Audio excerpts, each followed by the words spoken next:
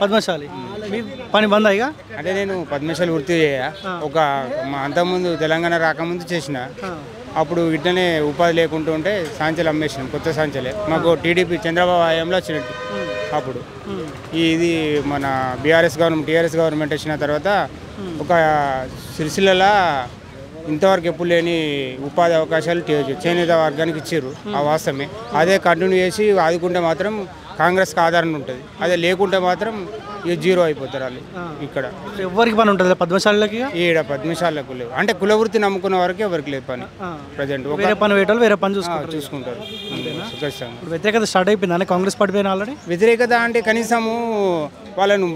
కనీసం ఒక పూట అన్న తిండా ఉండాలి కదా ఇప్పుడు పనే లేదు ఏం చేస్తారు వాళ్ళు అట్లా సరే ఇప్పుడు ఎంపీ ఎలక్షన్స్ వస్తూ ఉన్నాయి కానీ సరే ఈయన పార్టీ పైన వ్యతిరేకత వచ్చిన విషయం పక్క పెడితే దేశానికి సంబంధించిన ఎన్నికలు రాబోతా ఉన్నాయి బీజేపీ నుంచి బండి సంజయ్ టీఆర్ఎస్ పార్టీ నుంచి వినోద్ కుమార్ కాంగ్రెస్ పార్టీ ఇంకా అభ్యర్థిని పెట్టలేదు ఎట్లా ఉంటే రాబోయే ఎంపీ ఎలక్షన్స్ ఎవరు గెలిస్తే బాగుంటారు మీరు అనుకుంటారు సెంట్రల్లో మోదీ ఉండాలా మారాల్సిన అవసరం ఉంది అయితే ఎవరున్నా కానీ నిరుద్యోగ సమస్య అనేది కొద్దిగా సాల్వ్ చేయాలి అదైతే ఖచ్చితంగా ముందున్న సమస్య సిరిసిల్ల మాత్రం మన బీజేపీ రాని మళ్ళీ కాంగ్రెస్ రాని ఏదైనా కానీ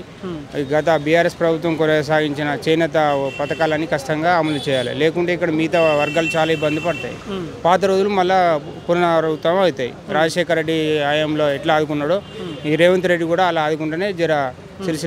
సిరిసిల్లలో కాంగ్రెస్ మనుగడ సాగిస్తుంది ఓట్ల బ్యాంకు పెరుగుతుంది లేకుంటే చాలా కష్టం అవుతుంది ఇప్పుడు మీ ఎమ్మెల్యే మాజీ మంత్రి కేటీఆర్ కదా మరి మీ పక్షాన మీరు ఇబ్బంది పడతా ఉంటే కొట్లాడుతూ మాట్లాడుతూ ఒకసారి వచ్చాడు వచ్చి తన మద్దతు చెప్పి వెళ్ళాడు దీక్ష చేస్తా అన్నాడు మన చనిపోయిన వ్యక్తిని కూడా మనం పరామర్శించడం జరిగింది తన వరకైతే తాను చేస్తున్నాడు ప్రతిపక్ష హోదాలో ఈ అధికార పార్టీ వాళ్ళైతే ఈ విషయం ఆదిశీన్ ద్వారా రాష్ట్ర ముఖ్యమంత్రి గారికి దృష్టికి తీసుకురావడం జరిగింది తను చూస్తాను కాలయాపన చేస్తున్నాడు సరే మీ ఓటు వరకే బండి సంజయ్కా వినోద్ కుమార్కా లేకపోతే కాంగ్రెస్ పార్టీకా మా ఓటు అయితే బీజేపీ బండి సంజయ్ కుమార్ బండి సంజయ్ కుమార్ అయినా ఇక్కడ అభ్యర్థి ఎంపీ ఇట్లా వస్తుంటాడు ఆయన వస్తుంటాడంటే పనులు మాత్రం చాలా మందకొడిగా సాగుతున్నాయి ఆయన హయాంలో అంతకుముందు బీఆర్ఎస్ వినోద్ కుమార్ ఉన్నప్పుడు జరిగిన స్పీడప్ లేవు అది మాత్రం జర ఇబ్బంది ఈసారి బీజేపీకి మాత్రం బీజేపీ చలో రైట్